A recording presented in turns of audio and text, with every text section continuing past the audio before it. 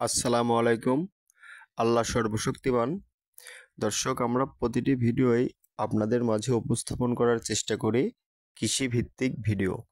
তো আজকে গাজনার বিলের মাছ, গাজনার বিলের মাটি কত উর্বরতা এবং কি এই বিলের কি ধরনের সঠিক বৈষম্য আপনাদের মাঝে আমি তুলে ধরতে পারি, সেটা নিয়ে আজকে আপনাদের মাঝে আলোচনা।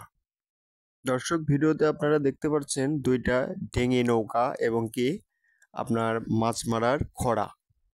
বেশি গভীরতায় এ ধরনের খড়া যদি পাতা যায় তাহলে হচ্ছে মাছ আসলে কম হয়, সেহেতু আপনার জেলেরা চেষ্টা করে অল্প পানিতে এই খড়াটা পাতা, যাতে হচ্ছে মাছের ভূমিকাটা বোঝা যায়। সেইভাবে হচ্ছে ঝোঁক মেরে আপনার যে নেটগুলো দেখতে পাচ্ছেন এই নেটগুলোর মাধ্যমে ওচ মেরে মাছগুলি তোলা হয়।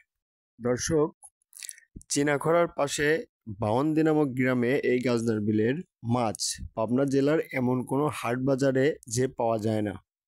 তো দর্শক, শুধু মাছ নয়, এই বিলের মাটিও ভীষণ উর্বরতা। দেখুন, মাছের পাশাপাশি দেখুন যে সবুজ বৈষম্যগুলো আপনারা দেখতে পাচ্ছেন, এগুলো হচ্ছে ধান। মাছ চাষ হচ্ছে বর্ষা মৌসুমে ভাসা পানিতে ধান চাষ হচ্ছে এখানে। তারপরে এখানে দেখা যাচ্ছে যে অনেক ধরনেরই আপনার এই মাছের প্রজেক্ট এখানে আছে, যেখান থেকে লক্ষ লক্ষ আপনার মন মাছ এখান থেকে তোলা হয়। এটা বাংলাদেশের দ্বিতীয় স্তরের বড় বিল গাজনার বিল, আর এখান থেকে তো লক্ষ লক্ষ মন মাছ তোলা সম্ভব হয় বটেই। তবে এখানে যদি সরকারের কোনো পদক্ষেপ থাকতো, সরকারের কোনো এখানে কোনো ভূমিকা থাকতো, সেহেতু এখান থেকে এর চাইতেও আপাতত কয়েক গুণ বেশি মাছ উৎপাদন করা সম্ভব হতো। তাছাড়া গাজনার বিল সম্পর্কে আমি আরও একটি ভিডিওতে, দর্শক আপনারা জানেন, আমি আরও একটি ভিডিওতে আপনার এই বিল সম্পর্কে আমি ধারণা দিয়েছি আপনাদেরকে। সেটা হচ্ছে এই বিলটা হচ্ছে বাংলাদেশের দ্বিতীয়তম পেঁয়াজ আমদানিকারক বিল। এখানে পাটও অনেক হয়ে থাকে। পাটও আমি বলতে গেলে বাংলাদেশ যত পাট যে বিল থেকে উৎপাদন করে থাকে তার মধ্যেও এটা দ্বিতীয়তম স্তম্ভের একটি বিল। এই বিলের মাটি অনেক উর্বরতা যোগ্য। তাছাড়া পদ্মা নদীর সাথে মিলিত থাকার জন্যে এই বিলে নদীর কিছু মাছও এই বিলে পাওয়া যায়।